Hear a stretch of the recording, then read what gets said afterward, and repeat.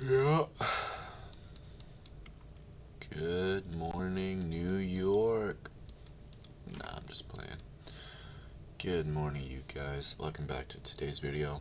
It is the end of the month, end of the first month of trading for this year. January 30th, it's a Friday. And I'm not gonna lie, we kind of had a shit month. Pretty shitty month. Um, I didn't trade today. I decided to take today off. Gold has just been moving like crazy lately. Bro, look at this candle, man. What a fucking dildo. 3,500.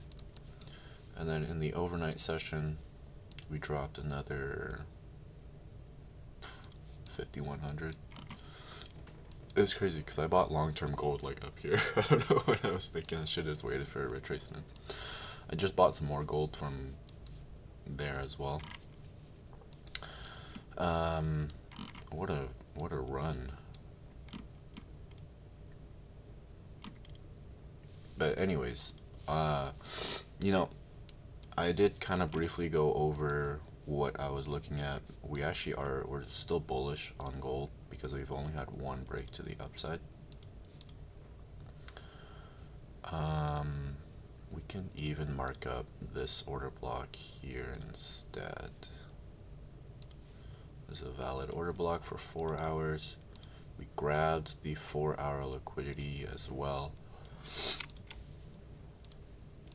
So I'm finding that, marking all this stuff up is still really easy. It's just the stop loss placement. Now, I was on a Zoom call yesterday with Big Dog. And, lately it's just more so like do your best to cover your structure with 70 pips or 70 ticks. If not, you can wait for another PA level. But I also had another interesting thought this morning, and it's, if gold is moving 100, 200, 300 pips in a candle, then covering with 150 ticks, it should still move in that other direction quite a bit. So it's kind of like, it's like still a 1-to-1, if that makes sense. Like if 70 used to be it, but now we're moving like 200, 300 pips in a candle, or 100, right? And then it should move the other direction in that same volume as well. So that's kind of what I'm thinking. If gold continues to be crazy like this, that's how we will adapt. And I do have some exciting news that I will tell you guys at the end. Now, continuing with the analysis, we only have one break to the downside on the 4-hour, which is right here. Is this a second break? No, it's a wick transfer. So still just one giant liquidity grab to the downside. From there, since we're already in a 4-hour higher time frame area and I'm looking for buys, I want to see internal breaks to the upside going down as I go down on time frames. I don't see anything on the 1 hour here. People could be counter trending from here, but if I'm squeezed in between these two spaces, I'm going with the bulls just because we have liquidity and 4-hour order block here, right? So from there, let's see what the 15-minute says. So 15-minute, we don't have a break until right here. So really that means this is the next order block we can use for 15-minute. Now, this is easy to look at in hindsight. So let's say we didn't see this, right? Because this only appeared at 7 a.m. So let's see what 5-minute says. 5-minute, we have a fractal break here. So I see 3 entries. So first thing that you could have done is you could have used this pre-fractal right here, which is valid, as a break to the upside. I just want to make sure that's actually breaking to the upside. Yep.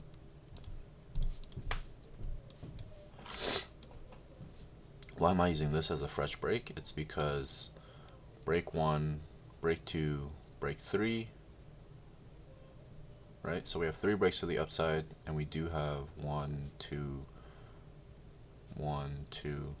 we do have these breaks are invalid now because we have 2 to the downside. So we could do that. Break 1, 2. Actually, you know, this is actually invalid as well. Because if this is my fresh break right here, break to the upside here, we have 1 break to the downside. So you can consider this liquidity. But then we have a second break to the downside here, below the swing. Why is it this swing? Because this is the first break, right? Like, I'm not considering any of these anymore. So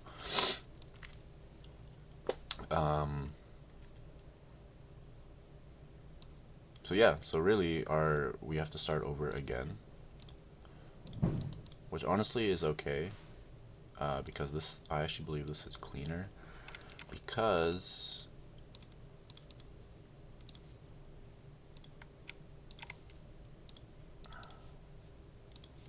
this is a 15-minute break as well, and then we're overlapping into a 15-minute order block, so even more confluences, right? So at the time it was down here,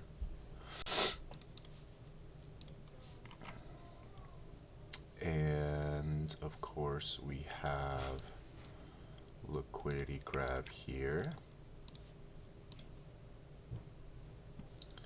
liquidity grab here, and liquidity grab from the swing. Where does that leave our P level? Right here.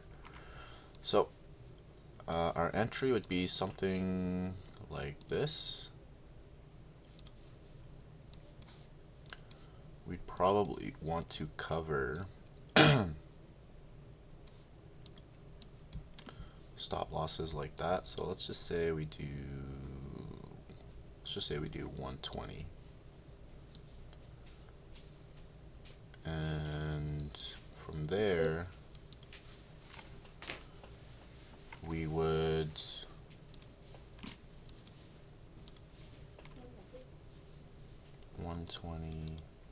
let's check the 1 minute.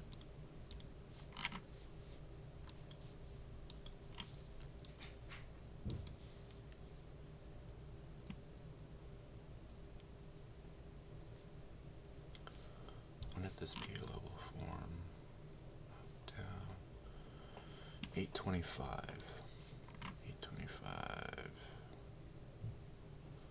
Okay, so we want to wait for a candle to close above the EMA and the P level, so it'd be this candle right here, right?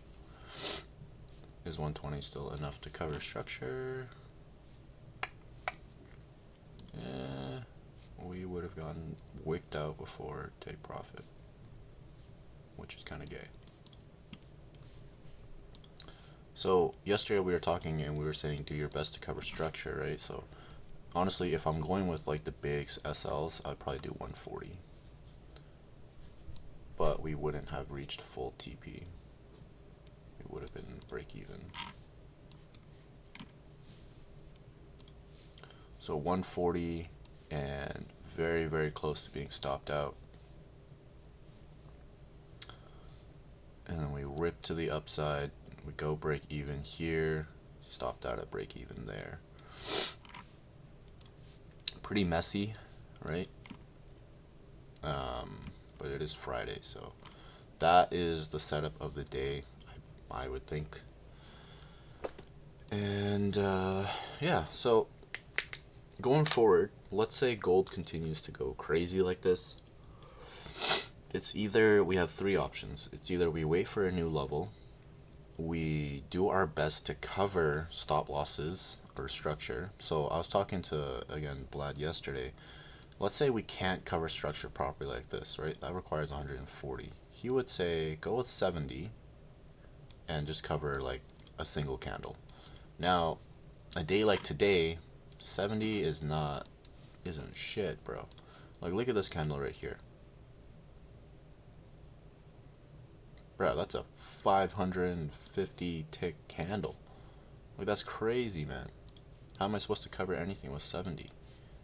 Right? Like, even this candle right here, let's see the smaller one. That's a 200 tick candle.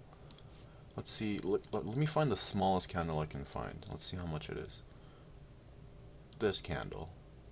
This candle is 70 ticks. This one right here.